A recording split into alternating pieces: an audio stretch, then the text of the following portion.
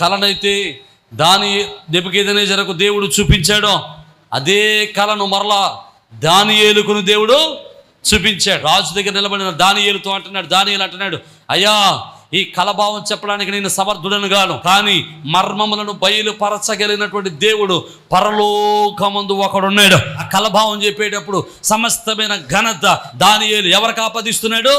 దేవునికి ఆపాదిస్తూ ఉన్నాడు. కానీ దానియేలు తన యొక్క శక్తిని బట్టి తాను గర్వపడకుండా తనకు కలిగిన సమస్తాన్ని బట్టి దేవుని ఘనపరుస్తూ ఉన్నాడు. మన జీవితాల్లో మనం కలిగి ఉన్న సమస్తాన్ని బట్టి, మనం కలిగి ఉన్న సమస్త విషయాలను బట్టి, మనం కలిగి ఉన్న సమస్తమైన వనరులను బట్టి మనము అతిశయించడం కాదు. ఇదంతా కూడా వీటన్నిటికీ కారణము దేవుని కృప అని చెప్పి దేవునికి మహిమ చెల్లించగలిగితే, దేవునికి ఘనత చెల్లించగలిగితే, అదంతా కూడా దేవునికి ఆపాదించగలిగితే ఆయన తన కృపతో నింపి నిన్ను ఘనపరచుటకు ఆయన సమర్థుడు.